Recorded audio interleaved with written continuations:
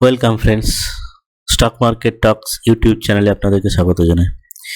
এই ভিডিওটিতে আমি একটি লার্জ ক্যাপ কোম্পানিটির ফান্ডামেন্টাল অ্যানালিসিস, টেকনিক্যাল অ্যানালিসিস এবং ম্যানেজমেন্ট অ্যানালিসিস করব।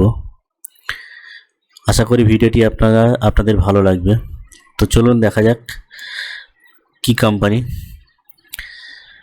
আপনারা দেখতেই পাচ্ছেন স্ক্রিনে। আমি কথা বলতে চাইছি ব্রিটানিয়া ইন্ডাস্ট্রি সম্পর্কে। আপনারা জানেন ব্রিটানিয়া ইন্ডাস্ট্রি হচ্ছে একটি খুব নামি কোম্পানি এবং বহু পুরাতন কোম্পানি। অনেক বছর ধরে তারা ব্যবসা করছে এবং সুনামের সঙ্গে ব্যবসা করে যাচ্ছে। তো এখানে দেখুন intrinsic value, current price is more than the intrinsic value. অর্থাৎ ইন্ট্রিনসিক ভ্যালু হচ্ছে সেই ভ্যালু যা স্টকটি ডিফাইন করে সেটি কম দামে পাওয়া যাচ্ছে না বেশি দামে পাওয়া যাচ্ছে। তো এখানে যেটা দেখতে পাচ্ছি আমরা, স্টকটির এখন বর্তমান প্রাইস হচ্ছে ৩,৪৪১। অর্থাৎ ইন্ট্রিনসিক ভ্যালু যে মেজারমেন্টে ক্যালকুলেশন করা হয় সেই অনুযায়ী এই ভ্যালুটি, এই দামটি ৩,৪৪১, এই দামটি ইন্ট্রিনসিক ভ্যালুর থেকে বেশি। রিটার্ন ভার্সেস এফডি, অর্থাৎ ফিক্সড ডিপোজিট যদি করেন তার থেকে এই স্টকটি অনেক ভালো রিটার্ন দেয়। ডিভিডেন্ড রিটার্ন অনেক বেশি ভালো দেয়। এন্ট্রি পয়েন্ট, অর্থাৎ এখন যদি আপনারা এই স্টকটিতে কিনে লং পজিশন ক্রিয়েট করতে চান তাহলে এটা খুব ভালো একটা পজিশন যেখানে আপনারা এই স্টকটি কিনতে পারেন। নো রেড ফ্ল্যাগস, এনএসসি বা সেবির কোনো লিস্টে, এএসএম বা জিএসএম লিস্টে স্টকটি এই মুহূর্তে নেই। টিকার টিপ প্রোতে যদি আমরা আসি তাহলে default probability, low probability of default next 12 month, অর্থাৎ কোম্পানি যেখানে যা ঋণ গ্রহণ করেছে সেখান থেকে কোনো ডিফল্ট হওয়ার কোনো সুযোগ নেই বা সম্ভাবনা নেই। Quality checks, top performance in quality checks, কোম্পানির পারফরমেন্স খুব ভালো এবং টপ কোম্পানিগুলোর মধ্যে একটি। গ্রোথ ওরিয়েন্টেড কোম্পানি, অর্থাৎ গ্রোথ স্কোর ভালো।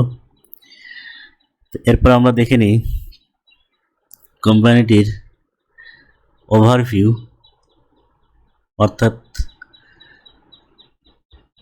কোন ইয়ারে কীরকম রিটার্ন জেনারেট করেছে। তো এখানে দেখুন ওয়ান ডেতে কোম্পানির স্টকটি প্রায় অর্ধেক শতাংশ ডাউনে চলছে।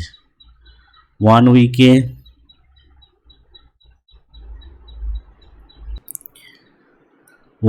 কোম্পানিটি 1.5% ডাউনে চলছে।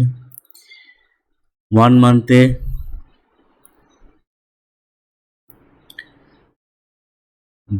6.06% ডাউনে চলছে।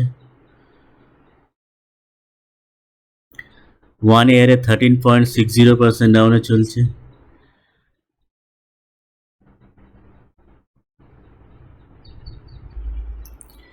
5 ইয়ারে কোম্পানিটি 144.36% রিটার্ন জেনারেট করছে। অর্থাৎ দেখুন 5 বছর যদি কেউ টাকা রাখে 5 বছর আগে, তাহলে তার টাকাটা প্রায় 1.5 গুণ হয়ে যেত প্রায়। এবং ম্যাক্সিমাম চার্ট প্যাটার্ন যদি আমরা দেখি তাহলে আমরা দেখতে পাচ্ছি 3,798% রিটার্ন জেনারেট করেছে। অর্থাৎ এখানে যেটা চার্টে দেখাচ্ছে জানুয়ারি 12, 2000, অর্থাৎ জানুয়ারি মাসে যদি কেউ টাকা এখানে লাগাতো এই স্টকটিতে তাহলে তার আজকে পর্যন্ত তার রিটার্ন জেনারেট হতো 3,798%। অর্থাৎ 46 টাকা যদি একটি স্টক কিনে রাখতো তাহলে সেই স্টকটার দাম হয়ে যেত 4,010 টাকা। তো এই ছিল কোম্পানিটির ওভারভিউ। এবার দেখুন এখানে কোম্পানিটি কি ক্যাটাগরিতে বিলং করছেন। এফএমসিজি, অর্থাৎ fast moving consumer good, large cap company, যার মার্কেট সাইজ হচ্ছে 82,882 কোটি টাকা। দেখুন এখানে stock rank 58, low risk stock, অর্থাৎ টাকা যদি এখানে আপনি লাগান তাহলে আপনার রিস্কটা অনেক কমে যাবে। পি রেশিও 44.47, আর সেক্টরের এই রেশিও অর্থাৎ প্রাইস টু আর্নিং রেশিও হচ্ছে 46.20, অর্থাৎ সেক্টরের থেকে স্টকটি একটু লো প্রাইসে চলছে, অর্থাৎ ভ্যালুটা সস্তা, স্টকটির দাম এখানে অনেকটা সস্তা। ডিভিডেন্ড এল যথেষ্ট ভালো। কোনো কোম্পানির ডিভিডেন্ড এল যদি 1%-এর বেশি হয় তাহলে সেই কোম্পানিটি যথেষ্ট ভালো ডিভিডেন্ড দেয় বলে মনে করা যেতে পারে। সেক্টরের পিবি হচ্ছে প্রাইস টু বুক ভ্যালু 8.39, সেই তুলনায় স্টকটির বুক ভ্যালু হচ্ছে প্রাইস টু বুক রেশিও হচ্ছে 18.60। এরপরে যদি ফোরকাস্টে আমরা চলে আসি তাহলে দেখব যে 57% অ্যানালিস্ট অর্থাৎ 37 অ্যানালিস্ট স্টকটিকে ফলো করছে। স্টকটির কেমন করবে সেই অ্যানালিস্ট তারা করে যাচ্ছে কন্টিনিউয়াসলি টিকা টেপের তথ্য অনুযায়ী। তার মধ্যে 57% অ্যানালিস্ট অর্থাৎ প্রায় 19-20 জন অ্যানালিস্ট তারা স্টকটি সম্পর্কে তাদের রায় প্রদান করছে, বাই করতে বলছে, অর্থাৎ এই মুহূর্তে যা প্রাইস স্টকটির সেখানে স্টকটি কিনে রাখা যেতে পারে, বাই করা যেতে পারে, এটা বেশিরভাগ অ্যানালিস্ট মত দিচ্ছে। ফোরকাস্ট যদি আসি তাহলে আমরা দেখছি 2022 সালের জুলাই পর্যন্ত ফোরকাস্ট এখানে দেওয়া হয়েছে। ম্যাক্সিমাম প্রাইস হতে পারে স্টকটির 4766.71 রুপিস, অর্থাৎ প্রায় আজকের ভ্যালু থেকে 38.53% বেশি। আর মিডিয়াম মাঝারি যে দামটা এখানে দেখতে পাচ্ছি আমরা ফোরকাস্ট করা আছে 3956 টাকা, অর্থাৎ বর্তমান দাম থেকে প্রায় 15% উঁচু দামে। আর খুব যদি খারাপ পারফরমেন্স করে স্টকটি তাহলে তার দাম গিয়ে দাঁড়াতে পারে 2022 সালের জুলাই পর্যন্ত 3273 টাকা, যেখানে কারেন্ট প্রাইস হচ্ছে স্টকটি 3441 টাকা। আর খুব খারাপ পারফরমেন্স যদি দেখায় এক বছরে স্টকটি তাহলে তার প্রাইস গিয়ে দাঁড়াবে 3273 টাকা। কারা বলছে না, এখানে বেশিরভাগ অ্যানালিস্ট যারা স্টকটি নিয়ে বিভিন্ন রকমের অ্যানালিস করে থাকে তারা এখানে এরকম মূল্যবান মতামত দিচ্ছে। অর্থাৎ এই মুহূর্তে যদি স্টকটি কেনা যেতে পারে, অ্যাকুমুলেট করা যেতে পারে, তাহলে ওদের ভবিষ্যতে যে ভালো রিটার্ন পাওয়া যাবে সে বিষয়ে কোনো সন্দেহ নেই। তো এরপর যদি আমরা স্টকটির ফিনান্সিয়ালে দেখি তাহলে এখানে 4 বছরের ফিনান্সিয়াল অর্থাৎ বছর বছর কোম্পানি কেমন গ্রো করছে সেই একটা হিসাব এখানে দেখানো হচ্ছে। দেখুন ফিনান্সিয়াল ইয়ার 2018, 2019, 20 আর 2021 টোটাল রেভিনিউ 10,880 কোটি টাকা। তারপরে সেটা বেড়ে হচ্ছে 2019-এ 11,261 কোটি টাকা, 2020-তে বেড়ে হচ্ছে 11,879 কোটি টাকা, আর 2021-এ তা বেড়ে হচ্ছে 13,449 কোটি টাকা। অর্থাৎ রেভিনিউতে যথেষ্ট গ্রোথ আমরা দেখতে পাচ্ছি বছর বছর। এগুলো হচ্ছে সব খরচ, বিভিন্ন খরচ, সেই খরচ বাদ দিয়ে টোটাল যে ইনকাম কোম্পানি করছে প্রত্যেক বছরে 2018-তে ইনকাম 1,004 কোটি টাকা, 2019-এ 1159, 2020-এ 1402, 2021-এ 1863। অর্থাৎ কোম্পানির যে নেট ইনকাম সেটা বছর বছর ভালো রকম গ্রো করছে, যেরকমভাবে গ্রো করছে তাদের টোটাল রেভিনিউ আর্ন। ইপিএস যেহেতু কোম্পানি নেট প্রফিট করছে তাহলে ইপিএসও সেই একই রকমভাবে বাড়বে। দেখুন ইপিএস মানে হচ্ছে আর্নিং পার শেয়ার, অর্থাৎ একটা শেয়ার পিছু কোম্পানি কত টাকা রোজগার করছে। 2018-তে ছিল প্রায় 42 টাকা, সেখান থেকে সেটা হয়ে যাচ্ছে 77.43%। তো এদিক থেকে দেখতে গেলে কোম্পানি যথেষ্ট গ্রোথ করছে এবং গ্রোথ ওরিয়েন্টেড কোম্পানি, যদিও লার্জ ক্যাপ কোম্পানি কিন্তু তা সত্ত্বেও যথেষ্ট পরিমাণে গ্রো করছে। তো এরপর যদি আমরা কোম্পানির প্রমোটার হোল্ডিং বা অন্যান্য হোল্ডিংগুলো দেখি, যেমন এখানে দেখুন মিউচুয়াল ফান্ড হোল্ডিং 2019 ডিসেম্বর পর্যন্ত 4.955%, সেটা সেপ্টেম্বর 2020-তে বেড়ে দাঁড়াচ্ছে 6.48%। ডিসেম্বর 20-তে তা একটু কমে হচ্ছে 5.62, এবং মার্চ 2020-তে 2021 সেটা আরও কমে হচ্ছে 4.84%। অর্থাৎ মিউচুয়াল ফান্ড যারা দেশীয় মিউচুয়াল ফান্ড আছে তারা হোল্ডিংটা অনেকটা কমিয়েছে। এরপরে দেখুন যদি আমরা প্রমোটার হোল্ডিং দেখি, টোটাল প্রমোটার হোল্ডিং কী আছে, প্রায় কনসিস্টেন্স আছে, একই রকম আছে। ডিসেম্বর 2019-এ 50.63, সেটা কমে জুন 2020-তে 50.61%, ডিসেম্বরে তা কমে হচ্ছে, ডিসেম্বর 2020-তে কমেছে 50.55 এবং মার্চ 2020-তেও 21-এও 50.55% আছে। অর্থাৎ প্রোমোটার গ্রুপ তারাও যথেষ্ট কনফিডেন্স কোম্পানির পারফরমেন্স সম্পর্কে এবং তারা যেভাবে কোম্পানিটি চালাচ্ছে সেদিক থেকে কোম্পানি গ্রো করবে এটা আশা করা যায়। এরপর যেটা দেখি আমরা most important foreign institution holding, অর্থাৎ বিদেশি যারা আছে সংস্থা তারা কি পরিমাণ হোল্ডিং স্টকটিতে নিয়ে রেখেছে। মার্চ 2021 17.96, কনসিস্টেন্টলি তারা এখানে হোল্ডিং বাড়িয়ে গিয়েছে। দেখুন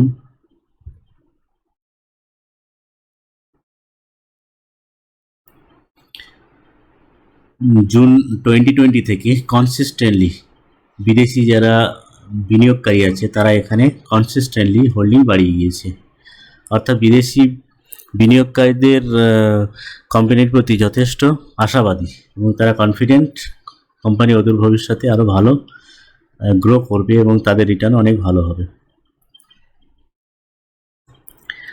তো এটা হলো দেখুন কোম্পানির ওয়েবসাইট। এখানে আপনারা প্রোডাক্টে যদি যান তাহলে এখানে কি কি প্রোডাক্ট তারা তৈরি করে সেগুলো সব পাবেন, যেমন বিস্কুটে good day biscuit, cracker, nutri choice, এগুলো আপনারা কখনো না কখনো অবশ্যই খেয়েছেন। Breads, whole wheat breads, wheat sandwich, breads assortment, daily breads, মানে দৈনন্দিন জীবনে আমরা যে সমস্ত জিনিসগুলো ব্যবহার করি, খাবার হিসেবে ব্যবহার করি সেগুলো এবং খুবই সুস্বাদু সেই জিনিসগুলো এরা তৈরি করে। তার একটা কমপ্লিট পোর্টফোলিও এখানে আপনারা দেখতে পাবেন যদি ওর ওয়েবসাইটে যান। আর এখান থেকে আপনারা যদি লিডারশিপে জানতে চান, যেমন কোম্পানির বোর্ড অফ ডিরেক্টর কারা আছে, তাহলে সেখান থেকে আপনারা দেখবেন এই যে বোর্ড অফ ডিরেক্টরে দেখুন নাসলি এন বাদিয়া, অর্থাৎ এই কোম্পানিটি কিন্তু বাদিয়া পরিবার তারা পরিচালনা করেন। বোর্ড অফ ডিরেক্টরে আছেন দেখুন, এবং এখানে যদি আপনারা ক্লিক করেন তাহলে প্রত্যেকের শিক্ষাগত যোগ্যতা, তারা কীরকম অভিজ্ঞতা সম্পন্ন সেখানে আপনারা সবই পেয়ে যাবেন। আরেকটা এখানে ছবি আপনাদের দেখাতে যায় নেস এনবাদিয়া, এই ভদ্রলোককে দেখুন। এই ভদ্রলোকের নাম আপনারা নিশ্চয়ই কোথাও না কোথাও শুনে থাকবেন এবং কোথাও শুনে থাকেন কি না সেটা আপনারা মনে করার চেষ্টা করুন। ইনি প্রমোটার নন এক্সিকিউটিভ, আইপিএলের সঙ্গে এনার নাম জড়িয়ে আছে, দেখবেন একটু খেয়াল করবেন। তো সুতরাং এরকম ব্যক্তি যারা কোম্পানির সঙ্গে জড়িয়ে আছে তারা কীরকম লোক সেটা যদি আপনারা জানতে চান গুগলে সার্চ করলেই তাদের সম্পর্কে বিস্তারিত জানতে পারবেন। এবং যদি দেখেন কোম্পানির সঙ্গে পরিচালনার সঙ্গে জড়িয়ে আছে, কোম্পানির পরিচালনা জড়িয়ে আছে এমন লোক, তাদের যদি কোনো দুর্নীতির খবর বা তাদের কোনো স্ক্যান্ডেল আপনারা পান তাহলে মনে করবেন কোম্পানিতে অদূর ভবিষ্যতে কোনো সমস্যা হতে পারে। সুতরাং এই যে ম্যানেজমেন্ট অ্যানালাইসিস যেটা, এটা খুবই গুরুত্বপূর্ণ একটা দিক। এখানে দেখুন আরেকজন ভদ্রলোকের ছবি আপনাকে দেখাই, বোর্ড অফ ডিরেক্টরে যিনি আছেন হচ্ছে উর্জিত প্যাটেল। আপনারা জানেন ইনি গভর্নর ছিলেন, হ্যাঁ, খুব সুনামের সঙ্গে পরিচালনা করেছিলেন আরবিআই গভর্নর যখন ছিলেন। ইনিও নন এক্সিকিউটিভ ইন্ডিপেন্ডেন্ট ডাইরেক্টর। তো সুতরাং এরকম স্বনামধন্য ব্যক্তি যারা কোম্পানির সঙ্গে জড়িয়ে আছেন সেই কোম্পানিতে যথেষ্ট গ্রো করবে আশা করাই যেতে পারে। তো এরপর আমরা চলে আসি কোম্পানির যে চার্ট প্যাটার্ন সেখানে চলে আসি। দেখুন, তো প্রথমে এটা হচ্ছে একটা ইন্টারডে চার্ট। এই ইন্টারডে চার্টে দেখুন আমরা যদি আরএসআই দেখি তাহলে আরএসআই এখানে আমরা দেখতে পাচ্ছি প্রায় 32 না 31-এর মতো, 31 সাড়ে 31, অর্থাৎ আরএসআই যথেষ্ট ওভারসল জোনে প্রায় চলে গেছে। তো এই মুহূর্তে স্টকটি অ্যাকুমুলেট করা যেতে পারে। এখানে কতগুলো সাপোর্ট রেজিস্ট্যান্স পয়েন্ট আপনারা দেখায়। আর প্রথমে একটা জিনিস দেখায় যেটা হচ্ছে 200-ডে মুভিং অ্যাভারেজ, এক্সপোনেনশিয়াল বা সিম্পল মুভিং অ্যাভারেজ। এখানে আমি যেটা করছি সেটা হচ্ছে 200-ডে এক্সপোনেনশিয়াল মুভিং অ্যাভারেজ। আমি একটু মোটা করে দিই দাগটা,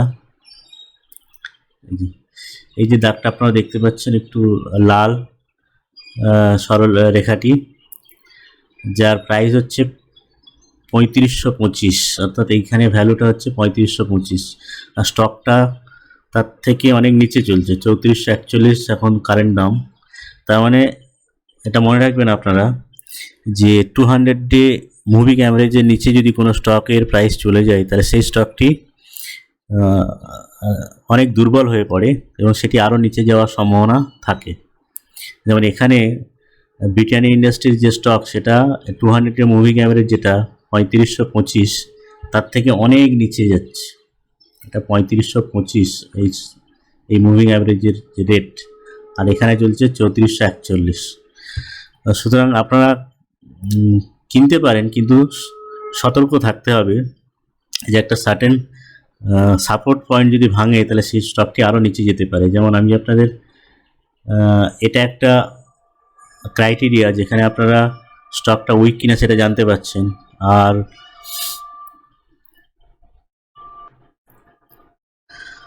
আর আপনাদের একটা সাপোর্ট পয়েন্ট আমি দেখাবো আপনাদের, একটা ট্রেন্ড লাইন যদি এখানে টানি এইটাকে করে এরকম,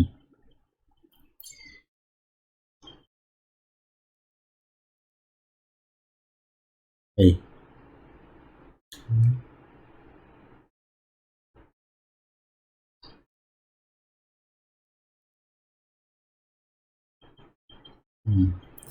লাইনটাকে আমি একটু মোটা করে দিই। এইটা হচ্ছে একটা মেজর সাপোর্ট এই স্টকটির ক্ষেত্রে। স্টকটির যে সাপোর্ট প্রাইস সেটার দাম কত আমি আপনাদের একটু দেখিয়ে দিই।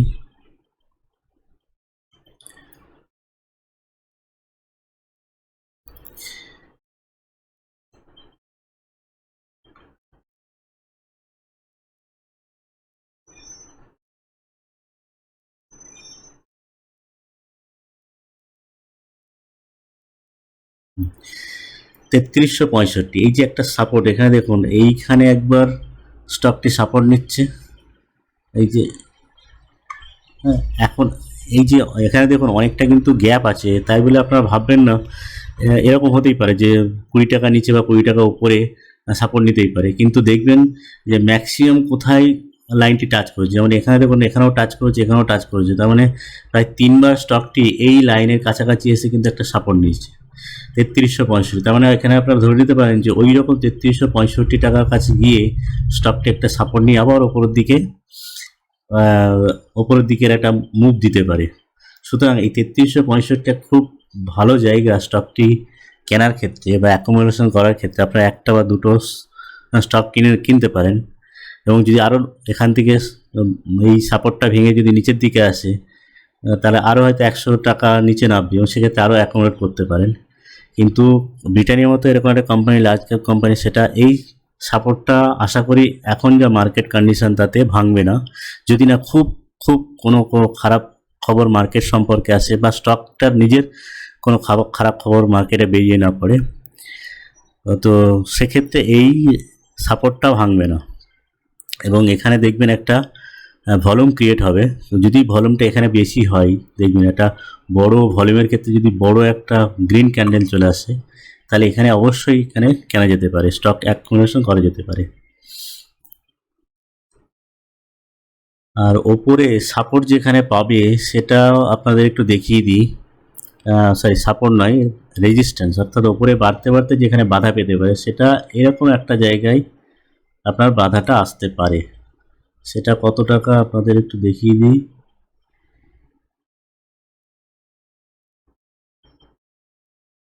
সেটা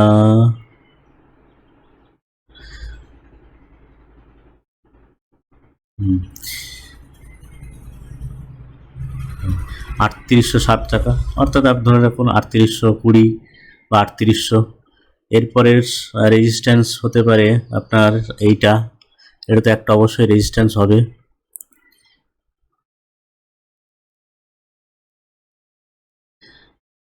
এই রেজিস্ট্যান্সটা কত হচ্ছে তার প্রাইসটা আপনাদের দেখিয়ে দিই একটু।